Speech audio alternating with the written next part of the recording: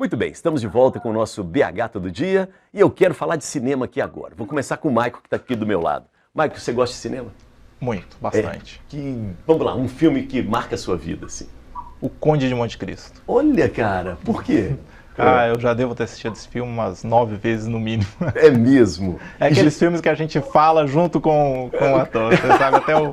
Cara, isso é muito legal. E aí o Conde de Monte Cristo tem um livro. Você já leu o livro ou não? Só o filme? Não, me apeguei somente ao filme. Somente o filme, caso. Muito bom. Trilha de cinema, música de cinema, você curte? Star Wars. Star Wars, olha. A marcha imperial do Darth Vader. Aí, garoto, temos um nerd aqui, muito bem, gostei. Flutuamos em todos os mercados. Muito bom, Mike. Deixa eu saber da outra convidada que trabalha com memória, que é a Júlia. Júlia, e aí? Cinema, olá. Filme, você gosta? É uma praia que você, né? Tá nela? Gosto, demais. Então vamos lá. Vamos lá, um filme da sua vida. Olha, na minha vida não tenho, não. Eu tenho um mais recente que eu assisti no Netflix, que chama... o nome é meio complicado, Estou Aguardando para Quando o Carnaval Chegar. E eu gosto desses filmes assim, que trazem coisas do cotidiano do Brasil, e esse é um meio filme documentário, eu achei muito interessante. Boa, muito bom. Você já assistiu? Não, ainda não, mas me lembrei da música, acho que é do Chico, se não me engano, né? Para quando o carnaval chegar. Por acaso tem o Chico no filme, no documentário? Não tem não. É uma cidade que eles fabricam jeans, a cidade inteira fabrica jeans, e é aquela luta diária, assim, e vai chegando perto do carnaval, o pessoal vai ficando aflito, porque tá a fim de viajar e sair. Eles pegam e vendem tudo, vendem geladeira, fogão, cama, de tudo, viajam e voltam. E é história real, assim, um documentário sobre o Brasil. Muito bom. Trilha, música de cinema. Vimos aqui o Star Wars, né, que chamou a atenção do Michael. E você? Curte? Nossa, não, agora assim não me vem, não. Tá bom. Então segura aí, que você vai lembrar já. Sabe por quê? Porque os dois estão com esse projeto maravilhoso. Eu queria, antes de falar do projeto, a gente pode fazer uma música que esteja no projeto? Exato. Que música que nós vamos ouvir? Então, a gente vai fazer Quizás, Quizás, Quizás. Nossa! Que é um bolero, né? Assim, ela entrou dentro da trilha do filme do Almodóvar, que é Má Educação. É isso. E é um filme que estava nas salas, se não me engano, a partir de 2010. E é uma música que marcou época, né? Assim, e o cinema do Almodóvar é um cinema muito forte, né? Trata questões muito sérias e, ao mesmo tempo, o Almodóvar ele tem uma cor assim, no filme, assim, né? Assim, ele trabalha muito com a questão de cor. E nessa bateia de saber qual é o repertório, né, de trilhas do cinema, a gente resolveu pegar essa música. Muito bacana. É uma música mais antiga do que o filme de Almodóvar, mas o Almodóvar nos faz uma referência, nos leva lá de novo. Exato. Né? Ótimo. Então, fiquem à vontade.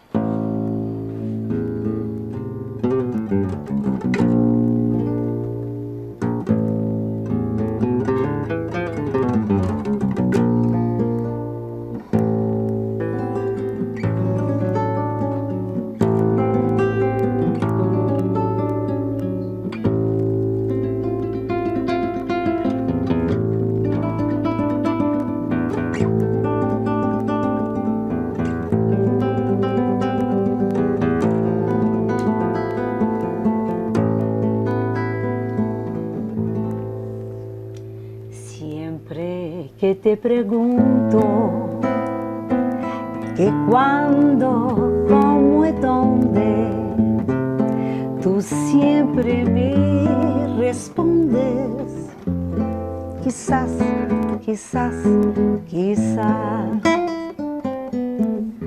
Y así pasan los días y yo desesperando y tú contestando quizás, quizás, quizás. Estás perdiendo el tiempo pensando,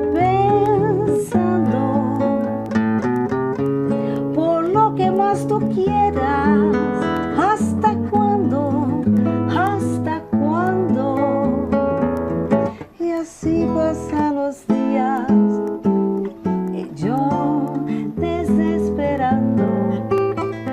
y tú contestando, quizás, quizás, quizás.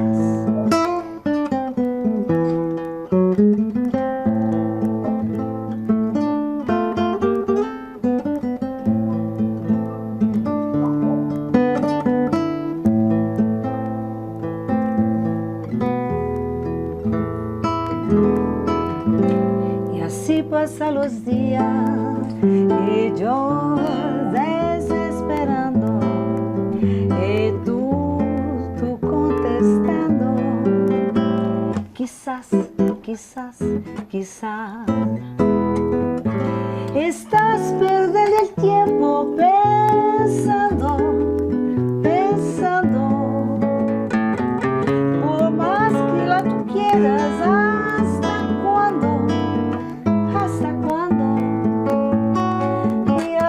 Pasan los días y yo desesperando y tú contestando, quizás, quizás, quizás,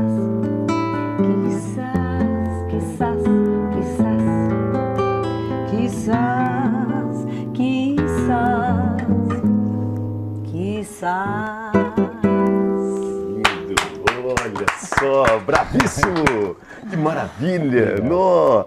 Caxi, para interpretar uma trilha de um filme é preciso entrar no filme, conhecer o diretor, os atores, sim, como é que é? Sim, a história principalmente, né? Assim, todo o enredo, tudo aquilo que o filme quer dizer. Eu tive a oportunidade de fazer a trilha de um longa-metragem que é da Elza Cataldo, né? Sim. A cineasta Elza Cataldo, mineira, né?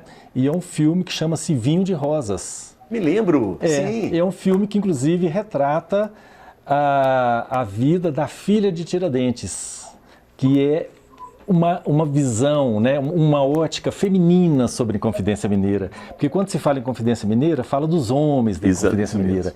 Então a Elza teve esse olhar feminino para falar das mulheres da Inconfidência, da Bárbara Leodora, todo esse, né, da própria filha Joaquina, filha de Tiradentes e tudo. E eu fui convidado, né? E aí você entrou nessa. E aí tive que ler muito roteiro, sentir, escutar muita música da época. E aí eu fiz a trilha original do filme. Que barato. Muito bom, muito bom. E a sua relação com o cinema, qual que é, Lívia? É normal, né? Eu escolho bastante, sim. Eu não sou assim uma cinéfila, nada disso. Sim. Mas gosto de pesquisar, né? Olhar a sinopse primeiro e tal, para já ter uma noção, né? E escolho bastante. Eu gosto muito de filmes históricos, romances, né? Meu primeiro filme foi Romeu e Julieta. Eu tinha 13 anos, tem uma história interessantíssima. Eu fugi de casa é o do para assistir. É o do Zeffirelli, do italiano? Exatamente, Franco Zeffirelli. Muito legal. E mamãe não deixava, mamãe era adventista do sétimo dia e ela não deixava assistir esses filmes e tal, né? E aí eu dei uma fugida e assisti. Meu primeiro filme foi o Romeu e Julieta. E a trilha sonora ficou muito tempo no meu imaginário, né? Olha lá, Exatamente. Que inclusive é uma da... tá nas trilhas? Tá no projeto? É o instrumental que eles vão fazer. Muito bonito. Inclusive esse nosso projeto Obrigada. Voltei lá pro passado. Que lindo. Não muito remoto. Essa, inclusive, a gente vai fazer instrumental, né? Sim, nós vamos abrir o show Trilha de Cinema fazendo Romeu e Julieta. Essa é só o momento instrumental. Aí depois a gente convida Você sabia dessa história dela com o filme? Não sabia não. Vou ter que caprichar no arranjo. Rebelde. A Lívia é rebelde. Assistir o Romeu e Julieta, né? Mas é interessante esse projeto nosso, né? Em 5 idiomas que eu canto. Nossa, cantado em 5 idiomas. O que nós temos? Espanhol, italiano? Não, italiano não, né? Italiano, sim. É o espanhol, italiano, francês, português e inglês. Nossa, que legal. Italiano, o que vocês fazem, além do Romeu e Julieta? Dio como te amo. Dio como te amo. Nossa, muito bom, hein? Muito bom. Em francês? La Vie en Rose, nós vamos fazer La Vie en Rose aqui. La Vie en Rose é linda. A gente vai dar uma canjinha aqui, né? Tá, então segura aí. Vamos entrar. Olha, nós estamos viajando no tempo e falando de filmes clássicos, né? Que ainda continuam. E eu queria entrar um pouco na questão da idade agora. Quando a gente fala em clássico, não tem idade. E eu queria entrar nessa questão dos idosos. Por quê? Porque essa população está aumentando, não é, Maicon? Você estava me falando dos números aí bem interessantes, né? Nos últimos 10 anos, a população idosa ela cresceu 5% em média. Hoje, dentre toda a população brasileira, 14,7% são de acima de 60 anos. É uma tendência que os idosos cada vez mais têm mais autonomia, né? São mais independentes, vivem mais. E com a qualidade de vida também. Com uma qualidade de vida bem melhor do que na década de 90 para trás. Então, mas é um público que precisa ser muito bem assistido ainda, né? Porque aquela independência, a autonomia deles pode passar uma falsa sensação de que eles não precisam ser assistidos, não precisam de cuidados. Mas eles precisam ainda desse olhar dos filhos, dos netos, da família de modo geral. E da sociedade também. Da sociedade. Né? E aí vocês entram com uma proposta para cuidar da segurança desses idosos. Como é que Exatamente. A Anjos da Guarda, a gente atua de forma geral, a gente tem 35 anos de história, a gente é uma empresa mineira, a gente predominantemente atua em Minas Gerais e a gente conhece muito esse público, porque a gente atua muito, vamos dizer, em condomínios, tanto verticais, horizontais, e a gente sabe um pouco da dificuldade que eles enfrentam no dia a dia. Vocês começaram a notar um aumento de pessoas idosas morando sozinhas. Exatamente. Né? E como a tendência do mercado, vamos dizer assim, a inteligência artificial, a IA está aí, acaba que é um público que às vezes tem um pouco de dificuldade com os sistemas. Então os sistemas têm que se adequar para todos os públicos. Para o usuário, né? Para o usuário final. Porque os idosos estão a fim de entrar nas redes sociais, usar a tecnologia. Exatamente. Né? Então a tecnologia acompanha e o público idoso ele também a gente tem que adaptar sempre para ele. Então acaba que entra tanto na parte de instrução, de orientação, de pequenos cuidados do dia a dia, quanto de realmente oferecer um leque de possibilidades de sistemas, de tecnologias que auxiliam a segurança, vamos dizer assim, para deixar tanto o idoso quanto os familiares mais tranquilos, vamos dizer assim. Ô Michael, como é que fica a questão da autonomia, da independência da pessoa, né, da invasão da privacidade, né? Porque, por exemplo, eu fiquei pensando assim, câmeras, né? Geralmente a gente tem isso assim, os filhos às vezes querem colocar câmeras, né, na casa dos pais para poder observar. Como é que é negociado isso? Assim? Isso é muito familiar, isso é muito dentro do que a família aceita, dentro do que o idoso está, do entendimento dele de realmente... Então ele tem que ter voz ativa, né? Tem todos. Não é invadir a casa dele. Não, né? de forma alguma, tem que ser algo, vamos dizer assim, a gente vive em comunidade, seja num condomínio, seja numa residência, a família ela tem que ter uma voz muito ativa, de consultar o idoso, de verificar se ele aceita aquela condição, de oferecer realmente situações e mostrar que aquilo ali é para a segurança dele, para a garantia, para a tranquilidade da família também. Boa, legal. Vamos continuar nesse papo e aí vamos entrar na questão da memória, que tem muito a ver também, não é? Quanto mais a gente vive, mais a nossa memória está ali ligada. E aí Belo Horizonte é uma cidade muito nova, a gente tem várias pessoas que vêm do interior, cidades no interior de Minas que são bem mais velhas do que Belo Horizonte, mas Belo Horizonte já tem uma memória, mas é preciso cuidar dessa memória. E eu queria entrar um pouco nisso. Júlia, que história é essa de Memorize, não é? Vamos contar um pouco do projeto aí, que tem a ver com isso que a gente está falando, tanto das trilhas do cinema, né, da história das pessoas. Fala pra gente, Júlia. Então, o projeto Memorize, ele nasce de uma vontade entre amigos e família de falar um pouco da questão da memória individual das pessoas e da memória coletiva, que é essa memória contida nos espaços. A gente, com a pandemia, assim, ele bateu forte na pandemia, porque o idoso ele precisou ser muito olhado, né? Ele precisaria ser sempre. A gente precisa olhar mais ainda para o idoso. E a gente conta com a participação da minha mãe, que na verdade é a proponente do projeto. E minha mãe já é uma senhora. E ela começou até assim a questionar, né? Qual que era a posição dela, aquela coisa, aqueles questionamentos que a pandemia trouxe, ela trouxe para mim também. E aí a gente começou a pensar no idoso, na importância da valorização da memória da pessoa, né, de olhar para a caminhada individual de cada um e reconhecer que nessa trajetória existe uma riqueza muito grande e, ao mesmo tempo, pensar nessa memória dos espaços, né? Quais são as memórias que esses espaços que estão tombados e que também estão precisando de um olhar mais certeiro em relação a eles, quais são as memórias que eles trazem? E aí a gente se juntou, né? Somos amigos, colegas, família, e pensamos esse projeto que são 2 jogos, na verdade, é um jogo de memória e um jogo de quebra-cabeça.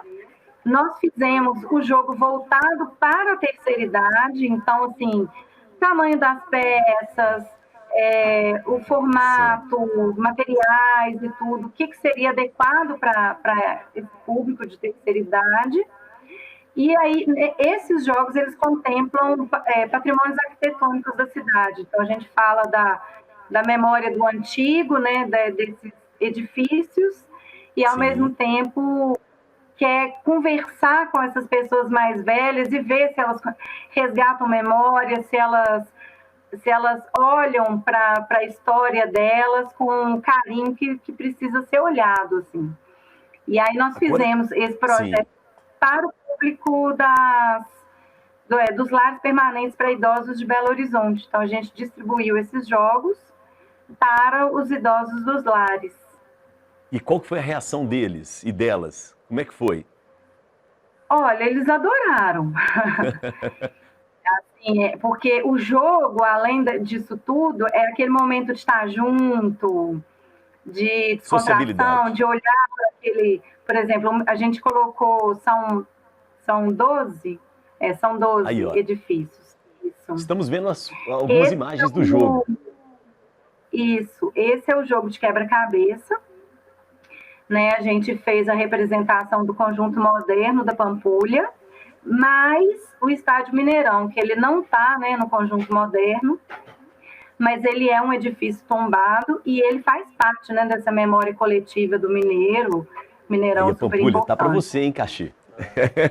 Legal isso, né? Como é que a Pampulha faz parte da nossa memória. Agora me ajuda aqui, vamos viajar um pouco. O que temos aqui? Igreja da Boa Viagem. O primeiro lá, né, no canto superior esquerdo, né? Lá em cima. É o edifício da Estação Central. Edifício Central. Que é da Praça da Estação. Esse ano, o edifício completa 100 anos. Ele foi um edifício... A primeira estação ela era menor e depois, né, com o tempo, com o desenvolvimento da capital e tudo, ele foi reconstruído e esse edifício ele completa esse ano 100 anos, né? E a Praça da Estação, lugar de trânsito, onde todo mundo passa. Então, a gente tentou trazer também... a gente andou um pouco pela memória da minha mãe, da Heloísa, porque minha mãe ela é da área de Belas Artes, ela ama Belo Horizonte, então a gente passou muito pelos lugares que ela passou, estudou, mas também a gente tentou pegar edifícios que fossem, assim, significativos para o desenvolvimento da capital e lugares que as pessoas passam, né? Realmente vivem aquele lugar para tentar puxar essa memória delas também, do que viveu ali e tal. Ô, Júlia, vamos continuar ali. Eu estou curioso. A Praça da Estação está ali acima, à esquerda, e ao lado do prédio da Praça da Estação. Que lugar é aquele? Esse é o IEMG, que é o Instituto de Educação de Minas Gerais. Puxa, ele está tão jogado. Que pena, viu? Pois é. Mas é uma boa lembrança sua. E é maravilhoso. E minha mãe, inclusive, estudou lá e ela, assim, é muito grata pela formação que ela teve, porque naquela época os professores eram excelentes. Assim, então, ela acha que o Instituto, para a formação dela, foi extremamente significativo. Assim. E aí, do lado ali... Ao lado, a gente tem o Museu Abílio, né? Que, na verdade, o Museu Abílio ele é um conjunto, né, de tanto paisagístico quanto de outras construções. Mas essa casa é o casarão, e é um casarão secular, que é uma das primeiras casas de Belo Horizonte. Né? Antes de Belo Horizonte, a gente já tinha esse casarão, que veio com os bandeirantes e tudo. Então, a gente fez um passeio pela história, e chegou no início de BH, no que é hoje o Museu Abílio. Boa. Vamos ali para baixo, embaixo da Praça da Estação. É a Boa Viagem? Abaixo é a Catedral da Boa Viagem, Nossa Senhora da Boa Viagem. Sim. Que também assim, sofreu várias modificações. E ela está, não nesse formato, né? Quando era o início de Belo Horizonte, ela era um centro de encontros, né, de convivência, assim, a igreja, a capela, ela é muito significativa para o mineiro, né? Então a gente quis colocar ele, e além de tudo a gente achou interessantíssimo, assim, a imagem dela, né? Porque a gente quis pegar também edifícios que fossem diferentes uns dos outros, para na hora do jogo também facilitar o reconhecimento, né? A gente trazer peças que fossem um pouco diferentes umas das outras. Depois a gente vai para a Praça 7, não é? Lado, ali? A Praça 7 é o Cine Teatro Brasil, né? Que maravilhoso, tá aí. Maior cinema do Brasil durante muito tempo.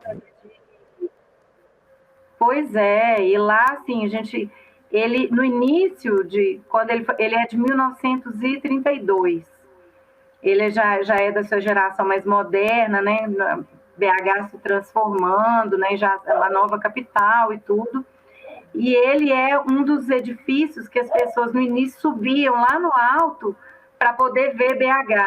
Não tinha esse de prédio, a fonte era outra coisa, completamente diferente. E ficou fechado muito tempo. Eu pensei que a gente ia perder esse edifício, inclusive. Recentemente, tanto do restaurante quanto do café, e ficou lindo. Perfeito. E parece que está utilizando lá em cima para festas. Estão, assim. O prédio voltou Você tá por dentro também, rapaz. Muito bom. E vamos fechar com o último desenho ali pra gente, Júlia? Esse eu quero ver se vocês adivinham. Caramba. Deixa eu ver se tem alguma pista aqui. Está ali perto da praça, faz parte ali do conjunto da Praça da Liberdade. Aqui, ó.